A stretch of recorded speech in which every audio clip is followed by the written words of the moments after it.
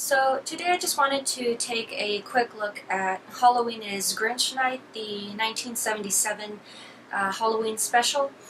And this was the prequel to the Christmas one that we're all familiar with. To my understanding, this is also the only one in which the Grinch doesn't have some sort of a turnaround and walks away as a good guy.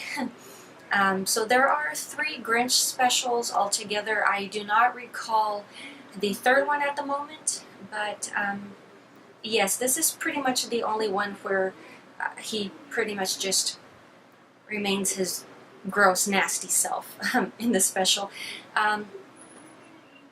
This one to me is actually very interesting and a lot more amusing.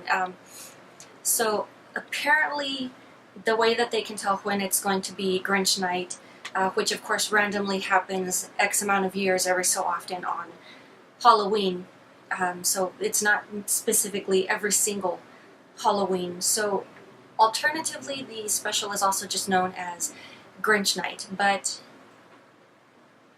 how you can tell that it's going to be Grinch Night is the air takes on sort of a sour, sweet smell to itself, and I don't know, the only basis for comparison I have is sweet and sour sauce. I know, bad joke.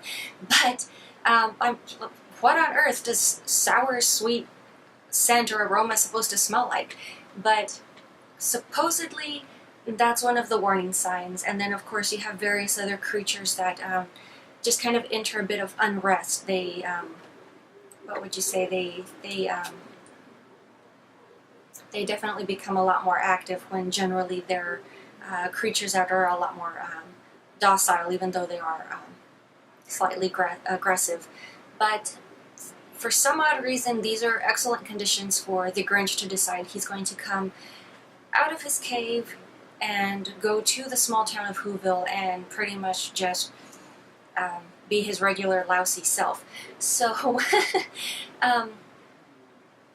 he does start making his way down the trail. You also do have a family of Who's, and I, for the life of me, can never remember any of their names, but for some reason in this particular special they have a very old-fashioned or biblical sounding name. It's actually the young boy in the story, Euchariah, and that's probably why I think older biblical names when I hear the names of the Who's, because I'm more familiar with like Jebediah, Josiah, things like that. So like I said, just more antiquated sounding names is what I meant to say. So I do apologize if I accidentally offended anyone. But the Euchariah kid, you know, they're holed up in their house. They've got all of the windows and shutters locked up. He then decides, well, he has to use the euphemism, or I guess what we would refer to as the outhouse. To which his father responds, you know, you don't use the euphemism on Grinch Night. He's like, well, I just got him. Obviously in his own voice, but he makes his way out there, gets blown off by these crazy winds, and next thing you know, he's pretty much meeting up with the Grinch. And rather than just being, you know, more of a typical child, like, oh, I'm just going to hide, get away from this mess, and not have to deal with anything, he actually takes it upon himself to pretty much try to foil the Grinch's plans. So he's pretty much being detained or held up. The Euchariah is pretty much just asking the Grinch to just scare him senseless and all of this other nonsense, when really all he's trying to do is wait for the winds to calm down so that the Grinch can go right back up to his cave and not bother the town that evening, which we do have just somewhat of an interesting montage of events.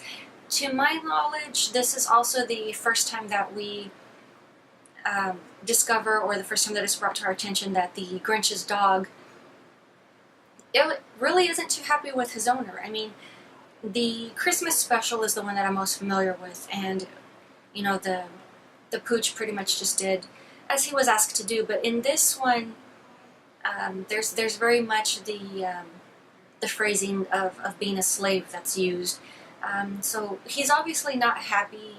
He obviously isn't too pleased with who he wound up becoming the pet of, and Does he do anything about it? Well, you'll just have to wait until the end to find out. But yes, to me, this one, aside from like all of the rhymey speech and language, Grinch Night is definitely one of those Halloween specials I wished I had discovered as a child. I pretty much just ran across it this year, and I wish it was one of those things I had seen growing up as a kid. I had always seen the Christmas one every year in school, but for some reason I had never been shown Grinch Night, and I had never seen it when you know, at home as a kid. But maybe I just missed it because I was out trick-or-treating. I don't know.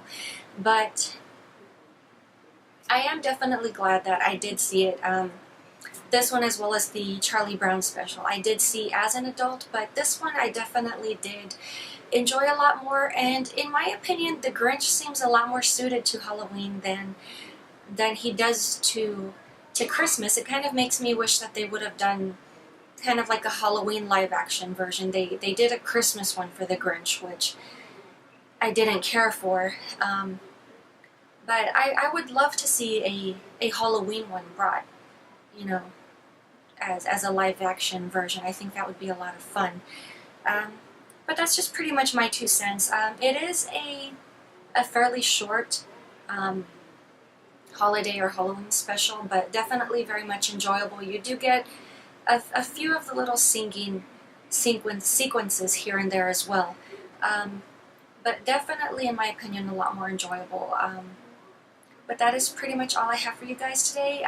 If you had seen the special as a child, I definitely would love to hear your thoughts, or, you know, maybe any other Halloween specials that you did watch as a kid growing up. And then, of course, as previously stated, I will be going through a few more Halloween specials before moving into the feature-length themed films. But that is pretty much all I have for you guys today, and I will talk to you later.